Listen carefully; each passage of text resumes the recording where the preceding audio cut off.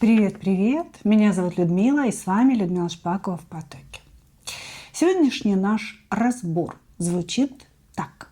Какая мысль о вас не дает ему покоя? И это что-то такое, что человек бесконечно крутит и крутит у себя в голове. Что-то, что его задело, зацепило, да?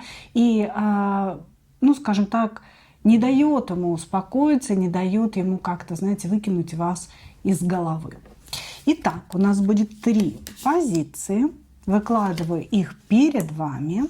Пожалуйста, загадывайте ваших мужчин. И для начала мы сделаем, конечно же, сигнификацию, да, чтобы вы и первое узнали, что это ваша позиция, а второе немножечко лучше, больше узнали ваших мужчин. Дальше мы посмотрим, кто вы для этого человека. Вот какой он вас для себя видит, да, позиционирует, для чего вы вообще ему нужны вот на сегодняшний момент времени. И, конечно же, да, рассмотрим ту самую мысль или мысли, которые ему покоя все-таки не дают. Начинаем. Двоечки, троечки идут у нас в ожидании. Начинаем с единичек. Кто к нам пришел?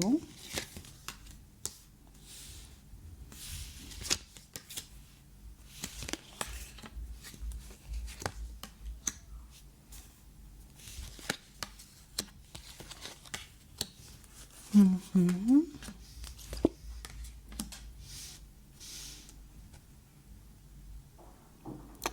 Что-то, знаете, ругают меня постоянно за то, что если не нарцисс, то психопат, да, скажем так. Если не эти оба, то какой-то альфонс или абьюзер. Но если честно, да, если честно, если вот карты мне показывают, скажем так, весьма определенные вещи, да, из потока начинают идти весьма определенные энергии. Мне как, придумывать и молчать, да, об этом? Я думаю так. На моем канале остаются только те, кто за правду, за истину, да, а я все-таки буду говорить именно то, что идет. Итак, мои дорогие, значит, мужчина, которого вы загадали, у него есть определенные черты личности, да, которые, хорошо, если он находится на некой границе между, скажем, нормальной психикой и какими-то уже явными психотическими, психическими изменениями. Вот, потому что здесь есть целых 2 карты, которые говорят о том, что человек может слышать голоса, видеть какие-то галлюцинации. И, понимаете, карты не поясняют мне, это происходит под воздействием каких-то веществ или, в принципе, у человека уже присутствует определенное отклонение.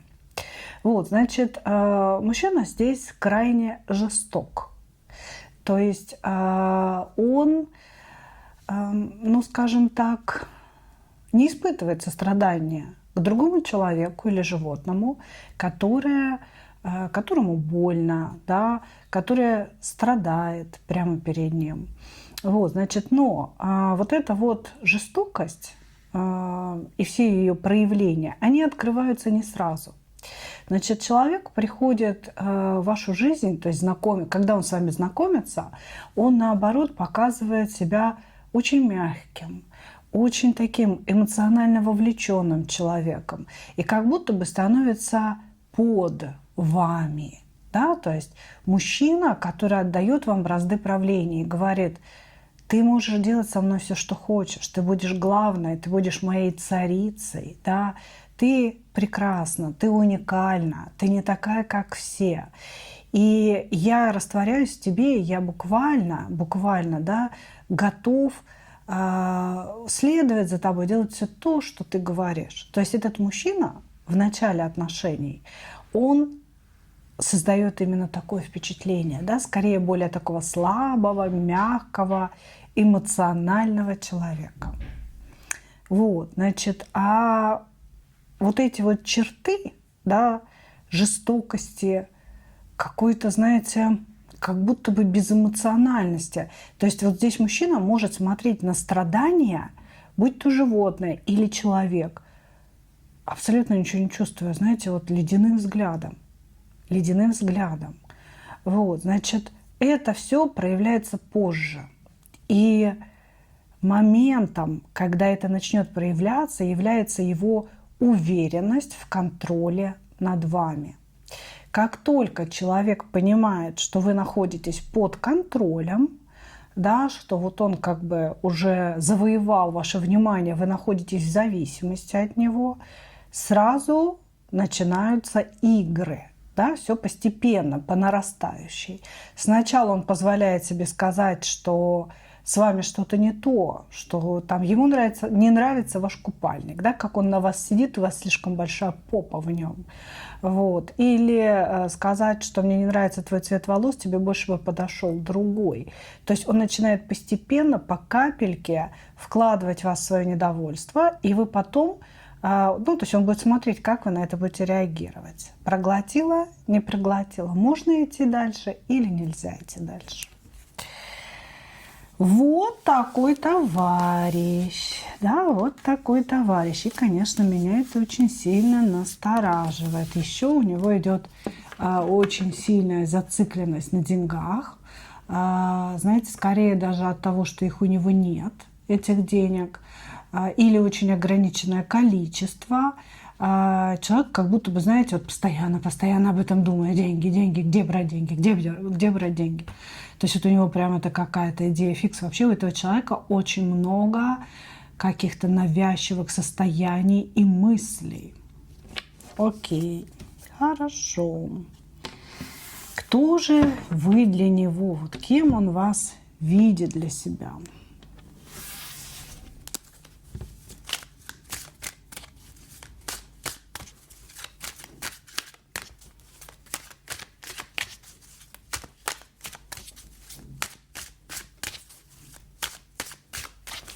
Кем он вас для себя видит?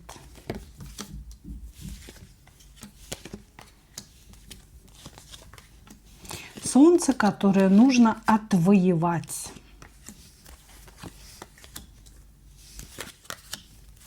Угу. У некого императора, судя по всему. Значит, здесь мужчина считает, что или он знает, что вы замужняя дама, при императоре находитесь, или он считает, что у вас есть какой-то постоянный, да, ухажер. Постоянный ухажер, постоянный мужчина, может быть, не муж, но вот какой-то такой, знаете, персонаж, который имеет какие-то права на вас. Значит, и наш с вами мужчина загаданный, ваш мужчина загаданный, хочет все разрушить в вашей жизни. То есть он говорит, она для меня солнце, мне рядом с ней хорошо, я испытываю счастье рядом с этой женщиной, и счастье вот такое безграничное, да, которому ничего не мешает. Когда вы для него солнце, да, это может говорить о том, что он вас очень плохо знает. Здесь, возможно, вы переписываетесь или только познакомились. И вот человеку с вами стало как-то, знаете, сиюминутно хорошо. Сидели, разговаривали, и вот он расслабился, почувствовал себя в безопасности, знаете, кайфанул. И все. И все. Ему показалось, что так будет всегда. Потому что солнце, да, это вот состояние счастья, как в детстве, когда оно не включает обязательства, оно не включает быт, да, оно не включает, кто будет из вас зарабатывать деньги. Ну, как-то вот эти вот вещи, да, оно не включает. Эта карта эгоистичная очень, да, она говорит о том, что мне кайфово было в ее энергиях. Мне было кайфово купаться вот прям в ней, в этой женщине. Была ли это встреча или это переписка, да, но человек вас плохо знает. Знает он лишь то, что есть некий император. И вознамерился он здесь разрушить ваши семейные отношения, значит, потому что он хочет, чтобы это счастье принадлежало только ему. И он говорит о том, что он собирается действовать в эту сторону. Действовать в эту сторону. Какие же выводы можно сделать? Да, что вы действительно человек очень значимый для него, что он скорее всего, хотел бы с вами серьезных отношений, может быть, даже брака. И именно вот с этой целью вас и рассматривает. Но что интересно, мои дорогие, вас здесь нет.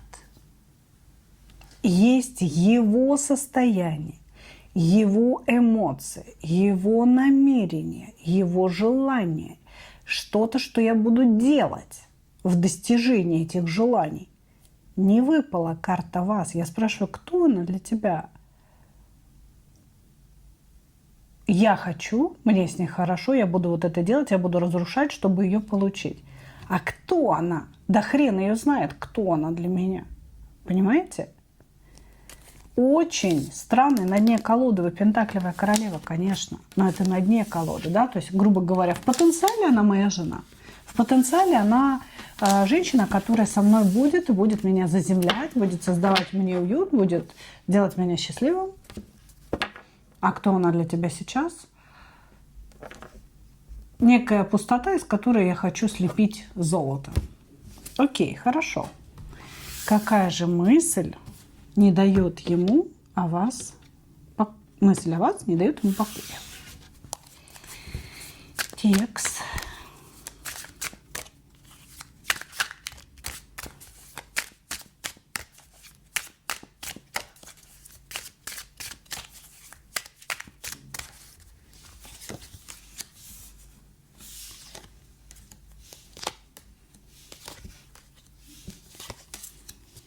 Какая же мысль о вас не дает ему покоя?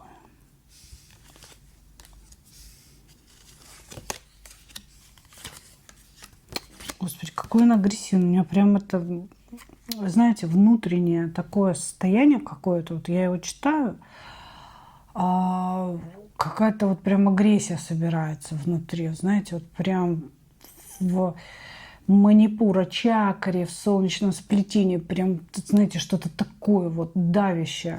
Очень мужчина, очень агрессивный, очень. Прям агрессия его все. Какая мысль не дает покоя? Мысль об обладании, я бы сказала так. В данный момент вы отвернуты от него или далеко находитесь, придется приложить усилия для того, чтобы вас вернуть. И для того, чтобы вас развернуть в свою сторону. Для того, чтобы солнце снова засветило. Да? Для того, чтобы мне с ней снова стало хорошо. И мысль о каком-то вашем уходе или о том, что вы подобиделись, да, знаете, даже не о том, что вы обиделись, а мысль о том, как он вас будет возвращать. Вот эта мысль, она не дает ему покоя. Он постоянно крутит у себя в голове разные варианты. Написал, позвонил, приехал, не знаю, написал вашему мужчине, например, устроил какую-то гадость, еще что-то. Здесь вообще все достижения этого мужчины, они идут через разрушение другой жизни. То есть он сначала должен сделать гадость, и уже потом он на этой гадости будет строить свой замок. Ну, такой своеобразный мальчик. Вот. И мысль о том, как он будет вас возвращать, мысль о том, как его солнце снова будет светить для него, не дает ему покоя. Значит, также очень сильное такое обжигающее сексуальное желание в вашу сторону. Вы этого человека возбуждаете, и ему вот прям хочется испытать это в реале. Хочется испытать это с вашим телом, но через вашу боль. То есть он в голове обсасывает сексуальные фантазии, в которых он причиняет вам боль, пусть не сильную, но хотя бы чуть-чуть. Посмотреть, как она отреагирует и как у нее расширятся зрачки от страха. Да, что это? Что происходит? Мы же занимаемся любовью, да? Ты же только что целовал меня, как же ты можешь? То есть вот эта вот вся история, она сейчас у него в голове. Понимаете? Он обсасывает постоянно сексуальные моменты, где он причиняет вам боль, и моменты, как же, разрушив вашу сегодняшнюю жизнь, он вас вернет. Понимаете? А она должна знать, что ты будешь разрушать ее жизнь. Нет. Вы должны быть уверены в том, что он вас от чего-то спас. Что он ваш прекрасный рыцарь без страха и упрека. Здесь человек будет делать какие-то действия, где выставлять себя постоянно хорошим, таким, знаете, рыцарем на белом коне. Наверное, того вашего императора, мужа или постоянного ухажера, каким-то плохим, да, ничтожеством и так далее. Здесь вы должны быть уверены, что вас спасают. Но вот такие мысли здесь скрылись, девчонки.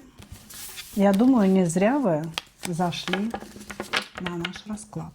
Благодарю вас, единички. Двигаемся дальше.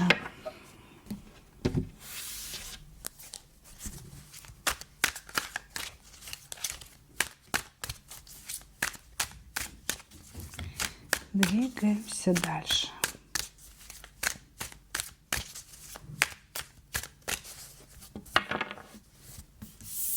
Двоечки. 5.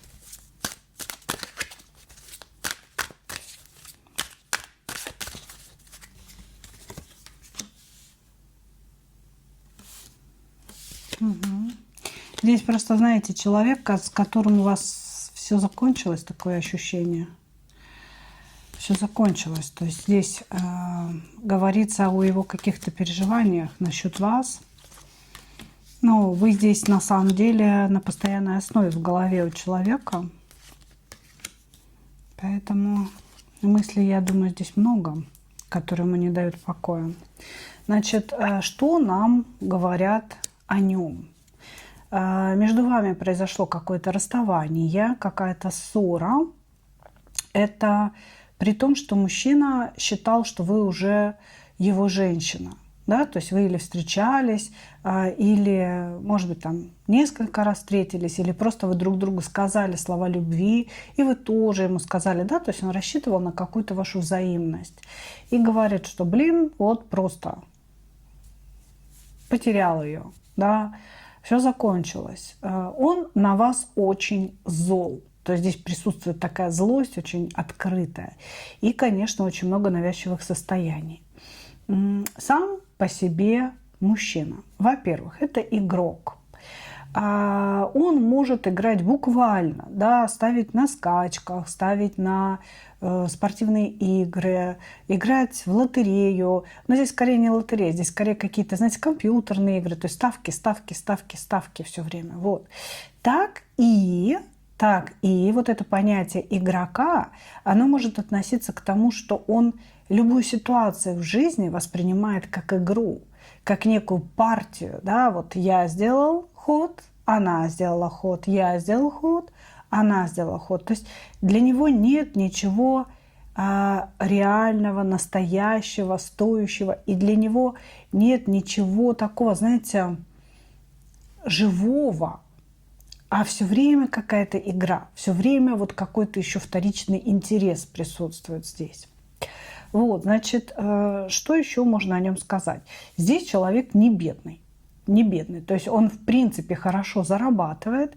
И зарабатывает он благодаря своему уму, положительные качества, да, уму, какой-то образованности, потому что здесь у нас человек все-таки такой, знаете, наполовину мечевой, наполовину пентаклевый.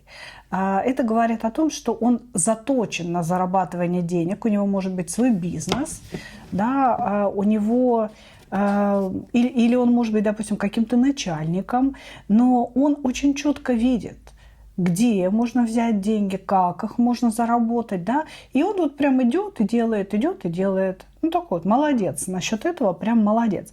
Вот, просто единственное, что зарабатывать-то он зарабатывает, но вот эта вот история игры, да, если он действительно азартный человек, куда-то, получается, он эти денежки потом сливает.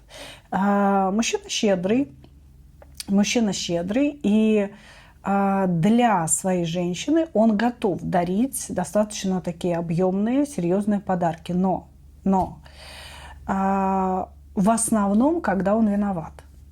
То есть, если он перед вами провинился в чем-то, чтобы загладить эту вину, он подарит подарок. Ну и, понимаете, да, если вы не знаете, что он провинился, это что может значить? Ну, допустим, он сходил где-то налево, да, куда-то налево, и он об этом знает, а вы не знаете. И подсознательно его начинает голодать вот эта совесть, да, и он покупает вам красивое кольцо с каким-нибудь там дорогущим турмалином, вот, и просто вот посреди бела дня, без всякого повода, дарит вам это прекрасное кольцо. Вы думаете, боже, какой романтический у меня, вернее, романтичный у меня мужчина, да? Но за этим всегда кроется какое-то «но». Вот. Значит, он очень скрытный и всегда имеет некую вторую жизнь. Вторую жизнь. Это не обязательно другие женщины. Но это может быть вот эта игра, какие-то азартные игры. Это может быть принятие каких-то веществ. Это может быть, знаете, ну, я даже не знаю, какой-то бизнес, о котором вы никогда не будете знать, какие-то счета, о которых вы никогда не будете знать. Здесь говорится о некой второй жизни. То есть он живет двумя жизнями. Об одной жизни вы знаете, а вторая, она как бы всегда сокрыта, и она принадлежит только ему. Вот только ему. Но вот еще вижу, да, здесь очень многое говорит о том, что женщина рядом с ним не будет нуждаться. Он как будто бы, знаете, засыпает женщину, осыпает женщину какими-то подарками, деньгами, поездками. Вот, пожалуйста, только будь со мной. Да? То есть вот он к ногам женщины привносит некие богатства. Вот. Не исключу, что перед нами женатый человек, который имеет в виду, да, что вторая жизнь – это как раз вы. Может быть, это так? Кто вы для него? Как он вас видит?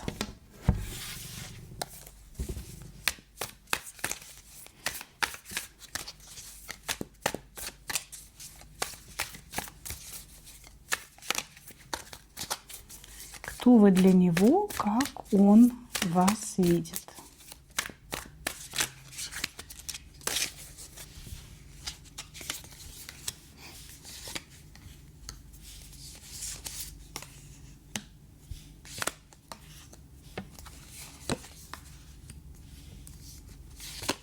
Вы не жена, а он, скорее всего, женат. Еще раз подтверждаю.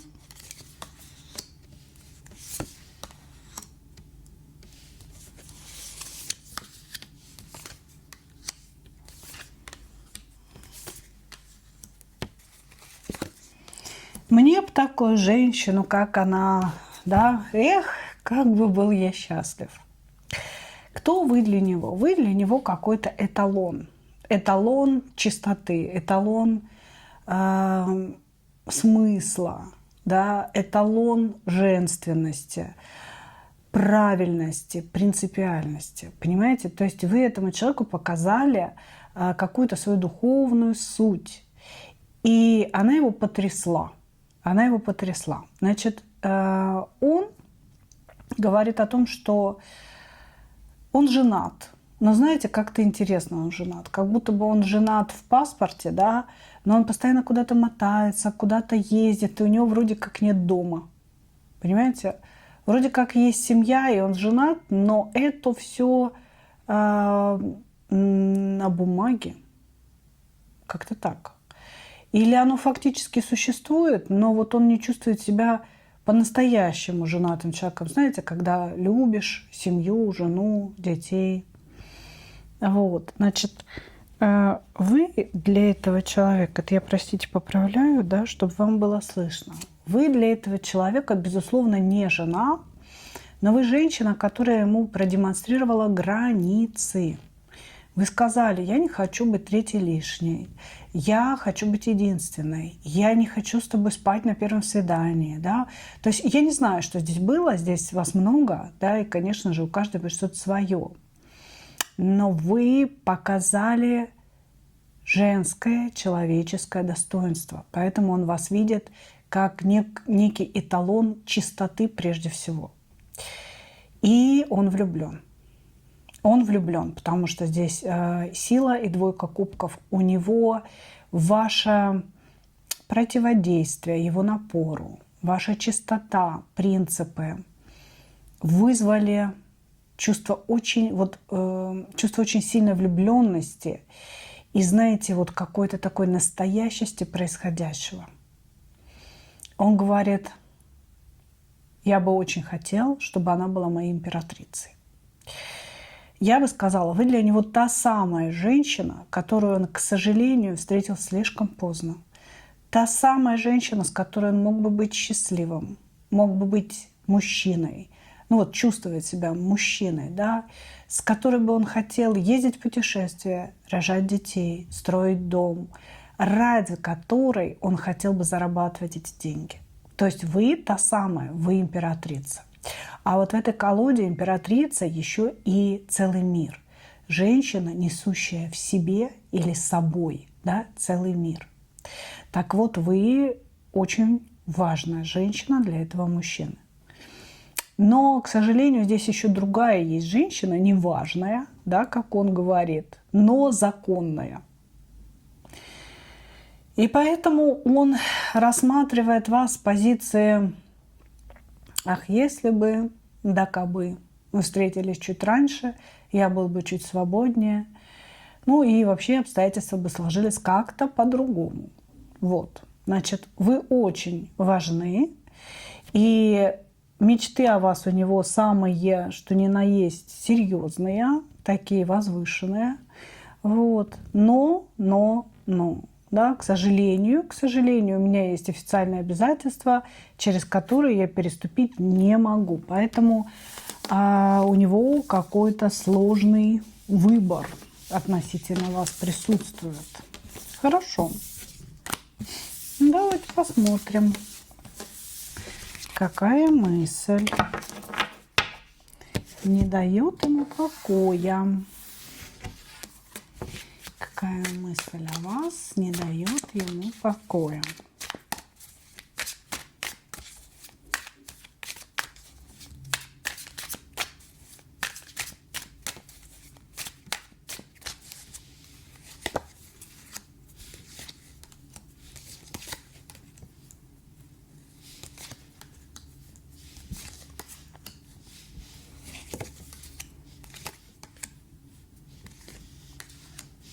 Я люблю вас, Ольга. Я люблю вас, Ольга. Господи, простите меня за мой голос. Ой, мама моя родная. Вот просто...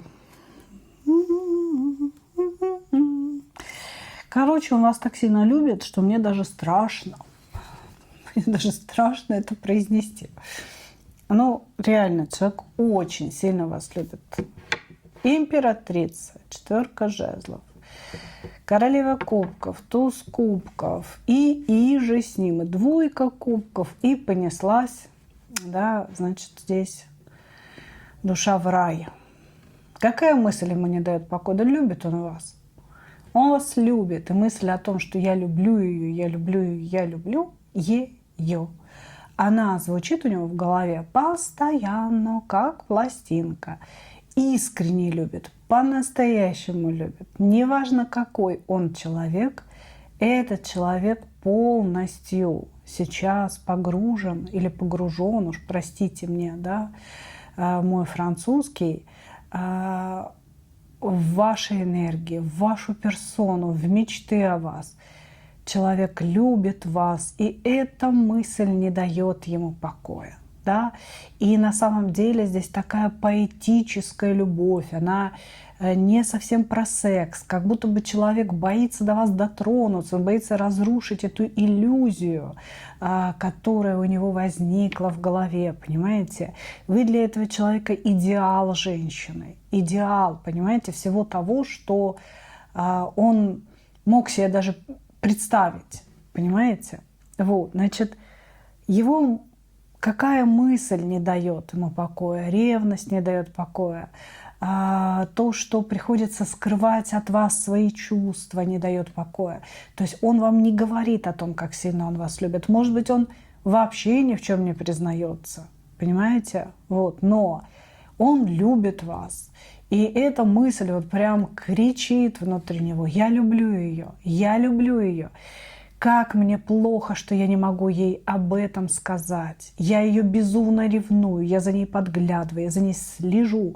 Я вижу, что она пользуется успехом. Или там я чувствую, что она пользуется успехом, потому что ну как, вот такая, как она, да, и не пользовалась бы.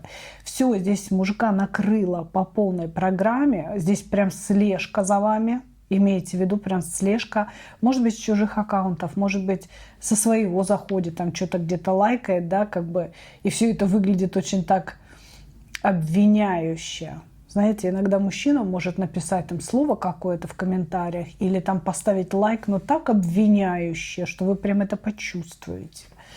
Обвиняет вас в легкомысленности или в популярности у мужчин, вот, и вот все это кружит у него в голове. В общем, калейдоскоп мыслей. Господи, что, боже мой. Это его энергия все так меня, знаете, подергивает. Короче говоря, мужчина здесь влюблен. Он просто на таких крыльях любви, ну и почему-то еще крыльях ревности и крыльях боли какой-то такой вот его шарашит в разные стороны. Не знает он, что с вами делать. Покорили вы его, покурили, засели, обаяли, очаровали, заколдовали. Благодарю вас. Двоечки. Двигаемся дальше. Позишн номер 3. И у нас пятерки пентаклей все начинается. Что ж такое?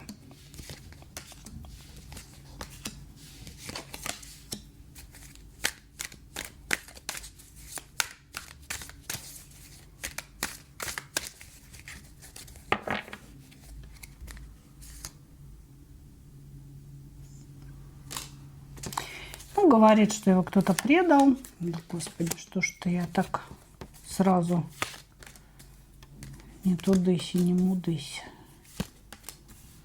Так, значит, смотрите. Почему пятерка пентаклей, спросила я, да, немножечко сразу отвлеклась на другую линию повествования. Здесь человека предали, и, возможно, он сейчас пытается решить проблемы, возникшие после этого предательства. Значит, предали буквально. Жена изменила, да, и приходится сейчас с ней разводиться, а она еще хочет половину имущества, а то и все. Вот. Или собирался с кем-то бизнес делать. Друзья его подставили, а он там под уголовным преследованием, а они все благополучно живут, ну, и здравствуют, да, скажем так. Или мошенники его обманули, да, сняли там со счетов все деньги, ну, к примеру. То есть здесь мужчина сейчас находится в состоянии, вот как будто бы кто-то его очень сильно предал, обманул, и что теперь мне делать, я не знаю. Да, как говорю, ну, не то, чтобы он не знает, нет, он здесь готов бороться, конечно, готов что-то там сохранять, кому-то мстить. Вот. Но это все, по сути, выглядит как я не знаю, что делать. Здесь кубковый мужчина, который по натуре своей очень слабый. То есть у него такие, знаете, не совсем мужские энергии. Вот. И поэтому он очень, знаете, пыжится, пытаясь доказать этому миру, какой он мужик. То есть он прям вот эту свою брутальность, она очень наигранно выглядит, он ее вот прям везде сует, показывает, посмотрите, какой я брутальный, я настоящий мужик. Значит, но при этом он очень слаб как мужчина, и он не умеет по-мужски решать проблемы. Вот знаете, сейчас объясню. Допустим, случается какой-то конфликт, да, и настоящий мужчина с хорошо, ну, с таким правильным складом ума, да, он пытается решить вопросы какие-то не при помощи кулаков, да, а при помощи разума, при помощи собственного интеллекта. А вот этот мужчина, он сразу пускается в драку. Понимаете, то есть он настолько боится драки, что первый ее начинает. Если у него такое вот какая-то истерика начинается, понимаете, он сразу кидается с кулаками, но конфликт от этого, как правило, разгорается еще сильнее, да, как бы он не прекращается, этот конфликт. Вот. И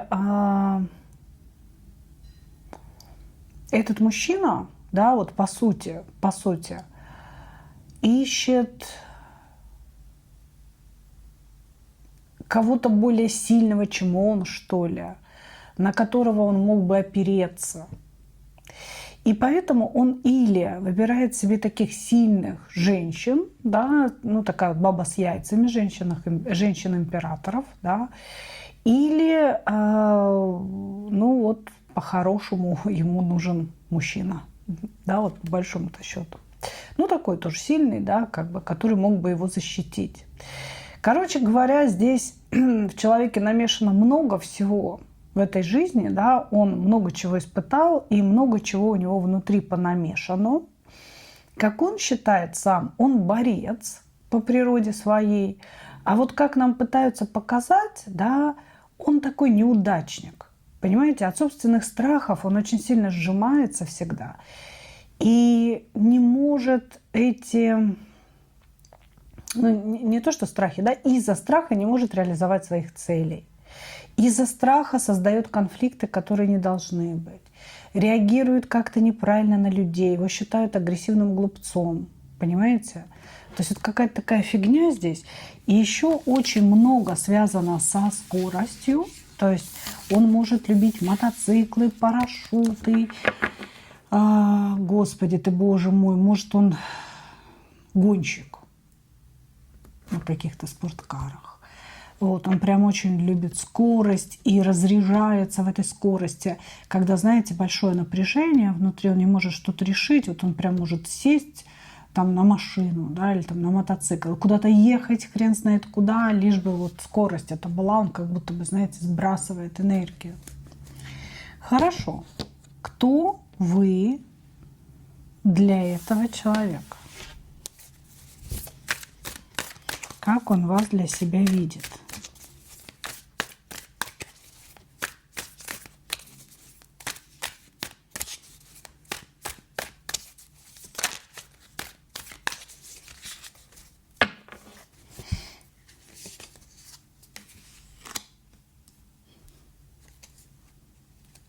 Что у меня почему-то все сложилось?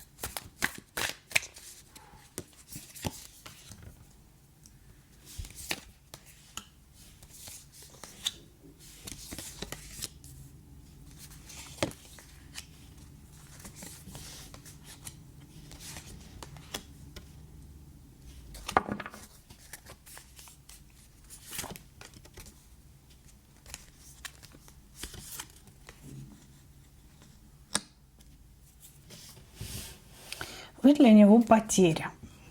Вы для него потеря и некое такое лекарство, которое его все время спасало.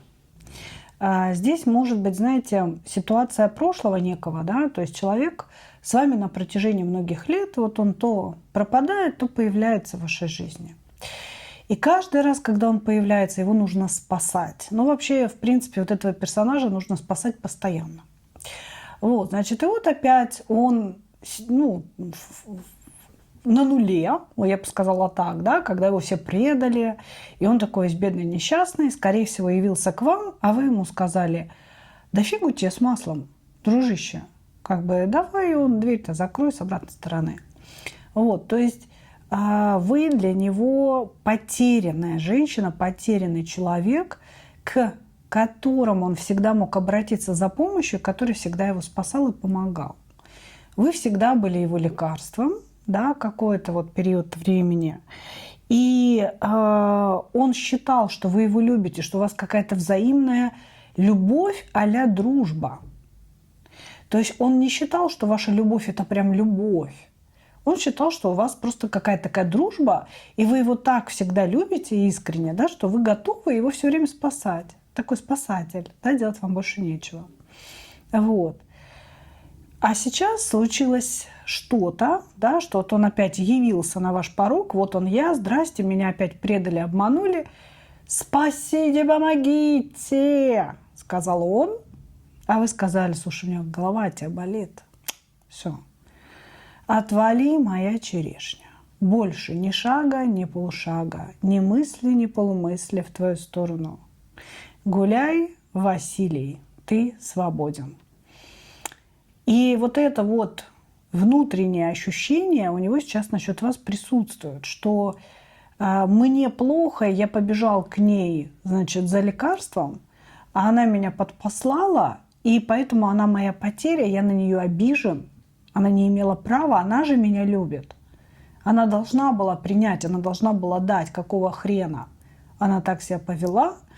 Вот. И в то же время, да, вы важный человек, который его структурирует и стабилизирует. Вы король мечей. Понимаете? То есть вы человек, который думает, который может подсказать выход из ситуации. То есть он, допустим, вам рассказывает какую-то ситуацию, вы говорите: сейчас, подожди, слушай, я тебя разложу. Да? Вот он, как бы, вот она наша стратегия, вот он твой план, вот так ты можешь действовать, вот такие результаты ты получишь. Вы как будто бы всегда знаете, как лучше, вы очень умны, очень прозорливы и мастер выстраивать какие-то планы. Но, как говорится, сейчас вы закрыли перед ним дверь, и он такой ошарашенный, немножко офигевший. Так как? Мамочка больше не хочет меня спасать? А кто же будет мне подсказывать, как действовать? Сказал он. Хорошо. Какая мысль не дает, мысль о вас не дает ему покоя?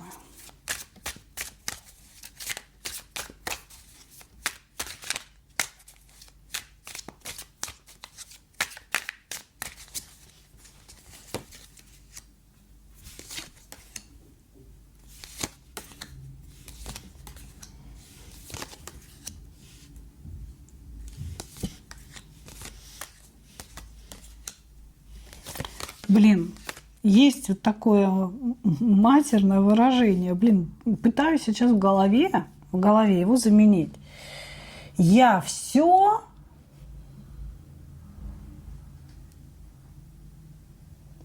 как бы потерял. Но только это, знаете, не потерял, а вот прям матом, вот прям с таким чувством. Он очень сильно на вас рассчитывал, этот человек. Причем долгое время рассчитывал. Он никогда не ставил вас на первое место. И как бы считал, что вы, некое само собой разумеющееся пространство благополучия, безопасности для него. Он не воспринимает вас как живого человека. Он воспринимает вас как явление, звезда. Явление женщины, которая сама себя создала, которая очень умна, очень красива, очень недоступна и готова вот это всю свою себя и красоту, и ум, и достижения дарить ему. Вы знаете, как богиня-мать. Я бы сказала так. То есть тут идет обожествление вас, это раз. А второе идет какое-то требование, да, вашей безусловной любви и принятия себя. И вот мысль сейчас его гложет, да, что неужели все закончилось? Он не может поверить в то, что вы отказали, в то, что вы ушли, что вы захлопнули дверь, может, вы его заблокировали, может, вы перестали с ним беседовать. Он там, допустим, поругались, да, вы замолчали, и он ждет день, ждет 2, ждет неделю, ждет месяц, а вы не возвращаетесь. И он такой: что-то не так, что-то не так. Может быть, она реально решила со мной порвать? Такого ж не может быть, она ж богиня-мать. А я же как бы такой-то, сынок непутевый, да, который всегда к ее ногам пришел. Она меня пожурила и сказала: я все решу. Да, и вот что-то как-то не вышло в этот раз. И вот эта мысль о том, что богиня-мать может отвернуться, и неверие в эту мысль, да, то есть как бы нет, такого не может быть, она же богиня-мать. Она всегда должна принимать меня с распростертыми объятиями, не дают ему покоя. Вот эта вот мысль, она как бы основная, да, вот и обе мысли. Неужели все так произошло, я все как бы, просрала, грубо говоря, вот, только с таким большим чувством. И да нет, такого не может быть, только не она сейчас позлится и все равно меня примет, она же как бы любит меня, что ты, нет, успокойся. То есть он сам себя успокаивает, это я вот о нем все, вот. И еще он почему-то надеется на то, что вы сами придете, сами появитесь, сами напишете. И вот тогда я все решу, я все как-то поставлю на свои места, она все поймет, она просто меня неправильно поняла. Вот будет все хорошо. Вот такие вот мысли, девчонки. Такие мысли, да, не дают ему покоя. Хочет он, конечно, какого-то примирения с вами, возвращения, но не для того, чтобы что-то делать для вас, а для того, чтобы вы снова в очередной раз облегчили ему его боль, дали ему спасительное лекарство, спасительное решение, как ему жить дальше. Потому что вы точно с его точки зрения знаете, как ему жить. Понимаете? Такой товарищ у нас сегодня. И вообще, в принципе, все три товарища, все три позиции как бы сегодня получились такими. Благодарю вас, мои дорогие. И как обычно, хочу вам пожелать только одного. Встретить свою настоящую любовь и не потерять в ней себя. А мы увидимся с вами в следующих видео. Пока-пока.